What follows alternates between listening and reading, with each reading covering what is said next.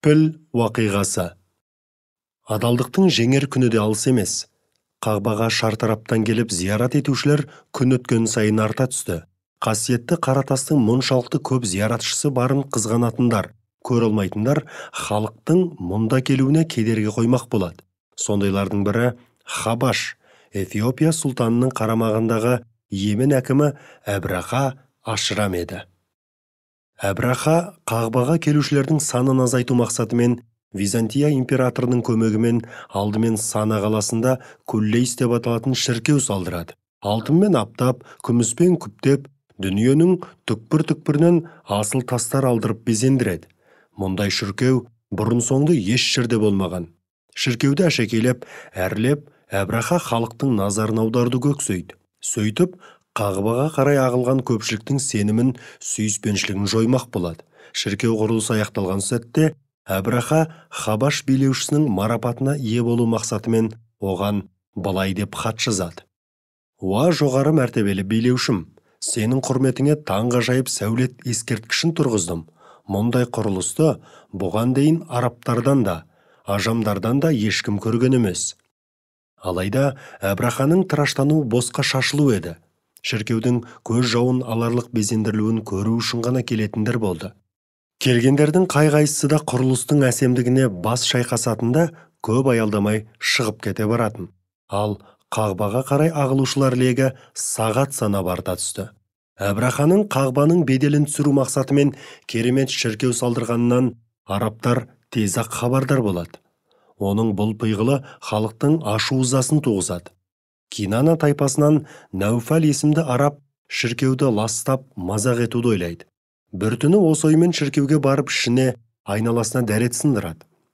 Ертеңгісін болған жайды естіп білген Әбраха ашуланып, арабтарға осы қарсыласқан, Қағбаның күлін көкке ұшырмасам ба дейді. Сонан соң Қағбаны құлату үшін Меккеге жорыққа әзірленеді. Хабаш билеушісінен бүкіл дүниеде аты аңызға айналған Махмұд атты пілді сұратып алдырады. Әбраха әскерін жан-жақты дайындайды. Меккеге жолға шыққанда өзі Махмұдқа мініп қол бастайды. Меккеге жақын келгенде алдын ала жаушыларын жібереді. Алғаш барғандар Меккеге кірер-кірместен Мұхаммед пайғамбардың Аллахтың оған игілігімен сәлемі болсын, атасы Әбділмүтәліптің 200 түйесін Құрайыштар мен жергілікті бір тайпаның бір талай малын алып қояды. Ол кезде Әбділмүтәліп Құрайыш тайпасының басшысы еді. Әбраха Құрайыштықтарға елшісін жіберіп былай дейді. Мен сендермен соғысуға келгем жоқ, тек мына Қаратасты құлатуға келдім. Қарсыласпаңдар, мал жандарыңа титтейде зияным болмайды. Егер Құрайыш тайпасының басшысы менімен шайқасқысы келмесе, қасыма келсін. Әбділмүтәліптің жауабы: біз сенімен шайқасқымыз келмейтіні бір жаратқанға мәлім. Соғысатындайда қарулы емеспіз. Қағба Алланың үйі, оны қиратамын деу бос әурешілік. Оны бір Алланың өзі қорғамаса, бізде оны қорғайтындай, Әбрахаға қарсы тұратындай күшті жоқ. Осылай деген соң Әбділмүтәліп келген елшісімен ілесіп Әбрахаға барады. Әбділмүтәліп келбетті, бойшаң, жарқын жүзді адам. Оны бір көргеннен ақ күліп қарсы алып, амандық саулық сұрасқан соң, не тілегің бар дейді Әбраха. Әбділмүтәліп: әскерлерің 200 түйемді алып кеткен екен, соны қайтарсаң дейді. Әбрахаға бұл жауабы ұнамайды. Кекесінді түрді: сені бір көргенде арыдан ойлайтын ірі адам деп қалып едім. Мына сөзіңе қарағанда жаңылысқан болуым керек. Мен ата-бабаңнан мирас боп келе жатқан құтты дүниені, Қағбаны қиратайын деп келсем, сен оны ысырып қойып 200 түйеңді түгендедің дейді. Әбділмүтәліп Әбраханың зілді кекесініне мән берместен: мен өз түйелерімнің ғана иесімін. Қағбаның иесі, құдіретті қорғаушысы бар. Әрине, оны қорғап қалады дегенде, Әбраха ашуға мініп, маған қарсы келіп, оны ешкімде қорғай алмайды деп айғайлайды. Әбділмүтәліп бұл жолы да түк болмағандай: оған менің еш қатысым жоқ дейді.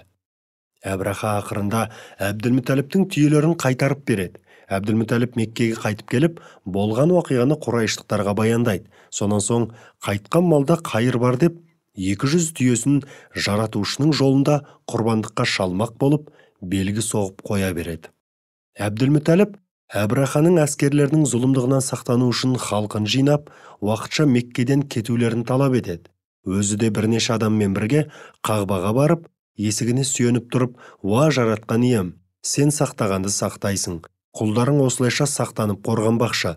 Сен де өз үйіңді залымдардан қорғағайсың. Зұлымдық ойлаушылар жеңіліс тапсын» деп жалбарына дұға етеді. Мекке босатылды.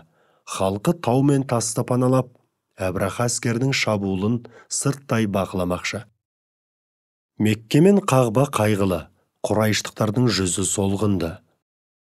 Әскер әзірлігі тамамдалды, бірақ тағы да бір таң атты. Меккеге баса көкте кіріп, Қағбаны жермен жексен етуге Әбраха әскері сақадай сай, тек бір бұйрықты күтуде еді.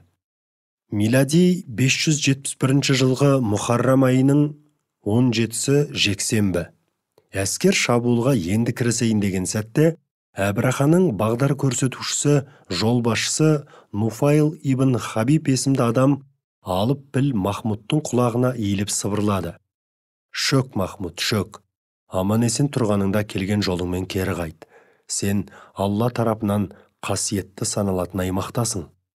Осылай дейді де, өзі тауды бетке алып кетіп қалады. Нуфайлдың сөздерінен соң піл тұрған жерінде шөкті. Әскерлер оны қанша тұрғызбақ болса да, орнынан жылжыта алмады. Йеменге бағыттап айдаса, ештеңе болмағандай шабатын піл Шамға қарайды, шығысқа қарайда қайқаңдай жөнеледі. Бірақ бетін Меккеге бұрғанда, әл-дәрмені біткендей шөгіп жата қалады. Ел жұрт бұл уақиғаға таң тамаша боп аңтарылып қалды. Дәл сол сәтте құдіретті күшті Алла тағала Құранда әбәбил деп аталатын құстарды топ-тобымен теңіз жақтан Әбраха әскерінің үстіне ұшырып қоя береді.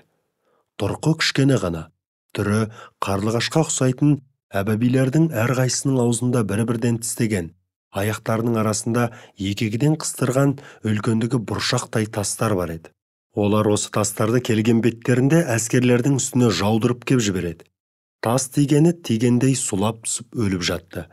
Әп-сәтте не болғанын аңдамаған әскерлер айнала құлаған адамдар мен жануарларды көргенде беталды қаша бастайды.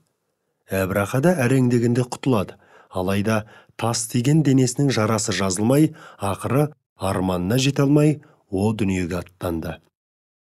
Қағбаға шабуыл жасаудан бас тартқан үшін Махмуд атты піл де аман қалады. Алланың жазуымен әбәбилер ұшып кеткен соң, сол төңірекке нөсер жаңбыр жауып, өліктер мен қалдықтарды жуып шайып әкетеді. Ұлы Раббымыз Құран кәрімнің піл сүресінде бұл уақиға жайында былай баяндайды. Раббыңның пілдермен келген әскерге не істегенін көрмедің бе? Олардың айла амалдарын түкке тұрғысыз етіп, іске асырмай тастамады ма? Төбелеріне топ-тобымен әбәбил құстарын жіберді. Оларға піскен топырақтан тас жаудырды. Ақырында оларды шұрық тесік болған егістік жапырақтарындай қылды. Піл сүресі 1-5 аяттар. Бұл оқиға ардақты пайғамбарымыздың пайғамбарлығының бір дәлелі.